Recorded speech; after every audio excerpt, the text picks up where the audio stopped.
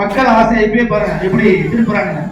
ஓட்டு செக் பண்றவங்க வந்துட்டு அதுதான் தெரியாம ஒரு டோக்கன், இந்த டோக்கன் வந்து அவங்க சொல்ற இடத்துக்கு யார் கொண்டு போனா கொண்டு தரலாம். நேரம் வீடு தரது இல்லையா? ஏன்னா அங்க இருக்க தமிழக வெட்டிகள் தொண்டர்கள் நிறைஞ்சிருக்காங்க, பயந்துட்டாங்க. அடிப்பாங்கடா பணம் கொண்டு கொடுத்த பணத்திலே ஒண்ணு அடிச்சு தோத்தவனு நினைச்சு பயம் வந்துச்சு. இப்ப இல்லாம என்ன டோக்கன் கொடுக்குறாங்க. இதெல்லாம் நம்ம வந்து கண்டிப்பா நம்ம வார்டுல யாரா உள்ள திமுக என்னென்ன பண்றாங்கன்னு வாட்ச் பண்ணணும். வாட்ச் பண்ணி பிடிக்கணும். அவன் கையும் களவும் பிடிங்க. நீங்க போலீஸ்க்காக நீங்க பயப்படணும், போலீஸ் வந்து புரியுவாங்க ஆடு கட்டி அப்படிங்கிறதெல்லாம் நீங்க விட்டுருங்க. எந்த யாரும் தலைமை இருக்காரு அந்த மாதிரி ஊருக்குள்ள வந்து யாராவது இந்த மாதிரி பண்ணி இருக்காங்கன்னா வாட்ச் பண்ணுங்க. வாட்ச் பண்ணாதான் நம்ம அவங்க கண்டுபிடிக்க முடியும்.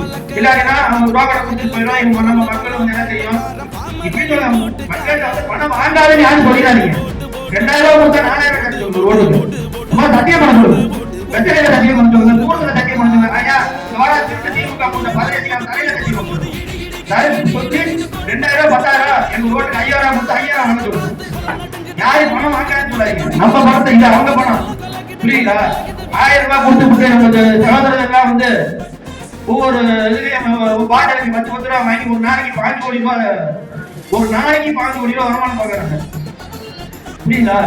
அதனால ஒவ்வொரு வார்டிலும் ரொம்ப கவனமா இருக்கணும். இனி வரும் காலத்துல மற்ற தொகுதி எப்படியும், ஆனா நம்ம கரூர் 4 தொகுதி வெற்றி பெற்று தாயங்க சேலஞ்ச் பண்ணி வந்திருக்காங்க நம்மளுடைய பத்மா பாலாஜி அவர்கள். அதனால வந்து நம்ம கரூர் தொகுதி தான் ரொம்ப கேர்ஃபுல்லா இருக்கணும்.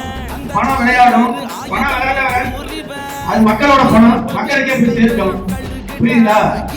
அதனால வருகின்ற தேர்தலில் நம்மளுடைய வெற்றி நிச்சயப்பட வேண்டும் என்றால் நம்மளுடைய ஒற்றுமையும் உழைப்பும் கண்டிப்பாக இருக்க வேண்டும்.